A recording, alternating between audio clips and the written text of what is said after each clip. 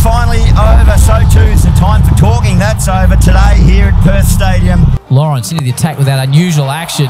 Prestwidge doesn't stand around and wait for it. Oh, what about this from Maxwell? Oh, well, there you go. Unbelievable. We've seen some incredible stuff this summer, but that is the catch of the year. Maxwell, like LeBron James, flying through the air. দর্শক, আমি কোনো cricket খেলতে আসি নাই, cricket মাঠেও আসি নাই। আমি এসেছি নাফসান জাতের আগাম ফুলকপির মাঠে। এই ফুলকপি যিনি চাষ করেছেন আন্ডার-19 বাংলাদেশ ন্যাশনাল টিমের একজন খেলোয়াড়। পাশাপাশি তিনি এখনো ফার্স্ট ডিভিশন রেগুলার ক্রিকেট খেলে যাচ্ছেন। এই বয়সে যারা ব্যাগ ঘাড়ে নিয়ে স্কুল কলেজে পড়ে থাকার কথা, কিন্তু ইয়াং ট্যালেন্ট ক্রিকেটার সোহাগ আলী এই ক্ষেত্রে একটু ব্যতিক্রম। তিনি একাধারে পড়াশোনা করছেন, ক্রিকেটের মাধ্যমে দেশকে রিপ্রেজেন্ট করছেন। এবার তিনি এসেছেন তার এলাকার কৃষকের ভাগ্য পরিবর্তন করতে। এগ্রোয়ানের হাত ধরে তিনি পেশা হিসেবে বেছে নিয়েছেন আধুনিক কৃষিকে। ক্রিকেটার সোহাগ আলীর কাছ থেকে কৃষির অনুপ্রেরণা নিতে এই ভিডিওটি শেষ পর্যন্ত দেখুন। আমার নাম মোহাম্মদ সোহাগ আলী। আমি পেশায় একজন ক্রিকেটার।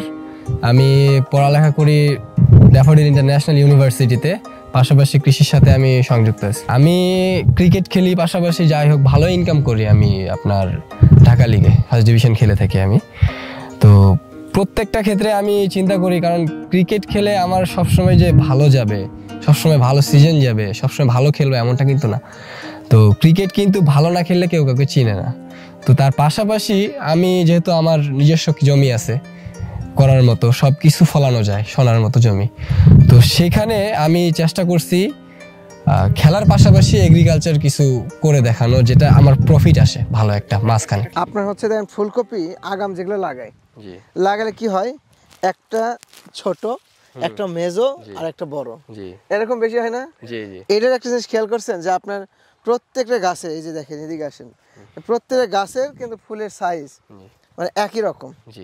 আপনি কোনটাতে যাবেন দেখেন, এগুলোতে কোনটাই যাবেন, এইটা দেখেন, এইটা দেখেন, মানে যেই জায়গাতে আপনার গাছগুলোকে জাস্ট মানে সার পাইছে, মানে বেড ঠিক হয়েছে, মানে বেড বলতে যে শৈলী ঠিক হয়েছে, প্রত্যেকটা ফুল কিন্তু একই সাইজ। এটা আপনি মানে এভারেজ ওজন কত পাচ্ছেন? স্যার এটা আমি এভারেজে আপনার 600 থেকে 700 গ্রাম পাচ্ছি। 600 থেকে 700 এভারেজ। আচ্ছা, এভারেজ মানে ছোট বড় সব মিক্স করে 600 থেকে 700 গ্রাম করে পাচ্ছি। আচ্ছা, তাহলে এই পুরো জমিতে আমরা কতগুলো গাছ লাগাইছি? 9500। 9500 কয় শতক জমি? এটা ছিল 50 শতকে। 50 শতকে 9500। গড়ে 500 করে হইলে তাহলে কত আসতেছে?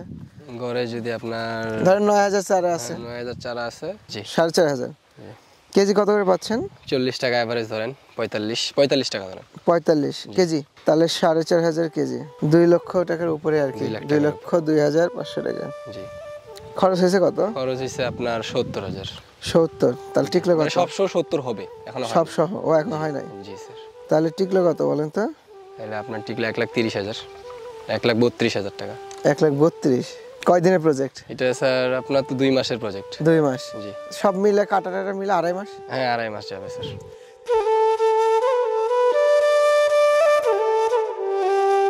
ক্রিকেট যেহেতু আমি খেলি, ক্রিকেটে কিন্তু আপনাকে সময় দিতে হবে, অবশ্যই সময় দিতে হবে, প্র্যাকটিস করতে হবে, আর জ্ঞান থাকা লাগবে।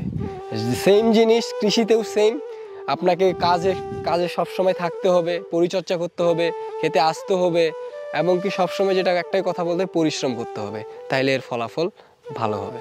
আমরা যারা ইয়াং জেনারেশন আছি, মানে আমরা ধরেই নিই যে কৃষি মানে লস, আসলে সেটা না। যদি আপনারা গুছাই করেন, প্ল্যান মাফিক করেন, তাহলে অবশ্যই ভালো প্রফিট পাবেন ইনশাআল্লাহ। আপনি ফুলকপি লাগানোর পরে যে পরিচর্যাগুলো, আপনি এই পরিচর্যার সিস্টেমটা কিভাবে মেনটেন করেছেন? এটা স্যার আমি প্রথম দিকে তো চারা লাগাইলাম, জমিতে লাগাইলাম, চারা লাগায়ে প্রথম যে আমাদের যে কাজটা করতে হয় স্যার, সেটা হচ্ছে আপনার নিড়ানির কাজটা। আচ্ছা। প্রচুর পরিমাণে স্যার ঘাস হয়, আমরা তো এখানে মালচিং ফ্রেম করিনি, এটা আপনার প্রচুর পরিমাণে ঘাস হয়, যার কারণে আমাদের কাজের লোক নিয়ে, শ্রমিক নিয়ে আমরা সেটাকে নিড়িয়ে দিই, কোদাল দিয়ে কোপায়, কোপিয়ে মাটিটা আপনাকে ঘাসগুলো ধরে নিই। আচ্ছা, ব্যাপারটা হচ্ছে দেখেন, এটা ভালো একটা কথা মনে করেছেন, আগাম ফুলকপি চাষের ক্ষেত্রে কিন্তু মালচিং পেপার দেওয়া যাবে না, এবং এটা ফুলকপি বাঁধাকপি দুইটার ক্ষেত্রেই। কারণ কি? কারণ হচ্ছে যে ফুলকপি বাঁধাকপি আর্দ্রতা সহ্য করতে পারে না, মালচিং এর কাজ হচ্ছে আর্দ্রতা ধরে রাখা। তো যদি আমরা আগাম মৌসুমে যে সময় যে বৃষ্টিপাত, তীব্র বৃষ্টিপাত হয়েছে, ওই সময় কিন্তু আপনি ফুলকপি লাগাইছেন, তো ওই সময় যদি মালচিং পেপার দেওয়া হইতো তাহলে কি হইতো, গাছগুলো ধরে রাখতো আর গাছগুলো পচে যেত, তাই না? তো সে কারণে কিন্তু মালচিং পেপার দেওয়া যাবে না। আচ্ছা, একদম মানে অভিজ্ঞতা নাই এরকম একটা মানুষ আগাম ফুলকপি চাষ করে সফল হয়েছে, এই গল্প তো যদি ভিডিওতে মানুষ দেখে তো সেই তো বিশ্বাস করা তো কঠিন। জি স্যার, অনেকে অনেক কথা বলছে, এখানে আমাদের দিকে সবাই মাটির চারা ইউজ করে, আমাদের এখানে সবাই মাটির চারা লাগায়, কিন্তু আমি এগ্রোয়ানের ভিডিও দেখে এগ্রোয়ানের খোঁজ খবর নিয়ে আমি সেখানে আপনার কোকোপিটের চারাটা লাগাই, নাফসানের। তো কোকোপিটের চারা লাগিয়ে আমি লাগাই, তো অনেকে দেখে মনে করতেছে যে এই চারা হবে না, এই চারা ফুলকপি হবে না, ছোট ছোট চিকন ছিল ফুল যেটা কোকোপিটের চারা হয়ে থাকে। তো ওনারা এটা বুঝতো না, অনেকে নানান কথা বলতো, বাসায় ফ্যামিলিভাবে বলতো যে এটা ভেঙে দেন।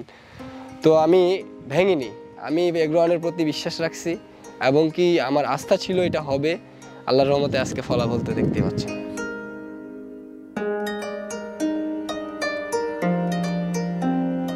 লোকজন মনে করতেছে যে কি চারা লাগাচ্ছে, মানে হাসতেছে, লাগাইবেই না ওরা চারা ছেড়ে চলে যাচ্ছে। আচ্ছা, আমি বললাম ভাই এরা তুই কোকোপিটের চারা তোরা দেখিস নি, তোরা লাগা, এটা তোরা লাগা। তোর মধ্যে ঠিক আছে, টাকা দেওয়ার মালিক, তোদের টাকা দিবি, আমরা কাজ করে যাব। আর স্যার ওরা কিন্তু আমাদের দিকে বড় বড় কিন্তু চারাগুলো, মাটির যে চারাগুলো ওরা অনেক গর্ত করে ঢুকাই দেয়, এখন গোড়া পচা লাগে, গোড়াটা পচে যায় ওদের মাঝে মাঝে কারণ। তো স্যার আমি ওদেরকে বললাম যে আমাদের যে প্রতিনিধি ছিল এগ্রোয়ানের আপনাদের, উনি বললো যে জাস্ট শুধু সামান্য কোকোপিট পর্যন্ত ঢুকাবেন মাটিতে।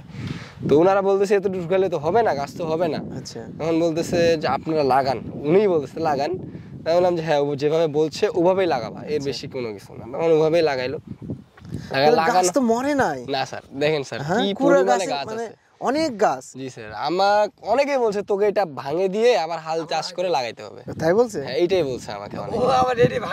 আমি বললাম, তখন ফোন দিচ্ছি জনি ভাইকে, হ্যাঁ স্যার জনি ভাইকে ফোন দিচ্ছি যে স্যার জনি ভাই এরকম এরকম বিষয়, কি করব ভাই? উনি বলতেছে আপনারা আমার উপর বিশ্বাস করেন, জমিটা রাখেন, আপনি এখানে ভাই ভালো প্রফিট পাবেন ইনশাআল্লাহ। আমি বলতেছি ওনার উপর ভিত্তি করে তারপর থেকে স্যার ধীরে ধীরে ধীরে ধীরে যখন সে খাদ্য পাওয়া শুরু করলো, খাবার একে মনে করো 4-5 দিনে জমি ঘেরে ফেললো একদম 1 সপ্তাহ। কোকোপিটের চারার মেন যে জিনিস ওই থাকবে শুটকে, যখন মাটিতে ও হয় সবল, জি স্যার, কারণ ও ক্ষুধার্ত থাকে, আর যখন মাটিতে খাবার পায় ও একদম খেপে যায় স্যার। আর এটা সময় লাগে না কিন্তু 4-5 দিনের মধ্যে, 4-5 দিনের মধ্যে একদম, মানে 15 দিনে যা হয় এটা 3 দিনে হয়ে যায়। এটাই কিন্তু বাস্তবতা।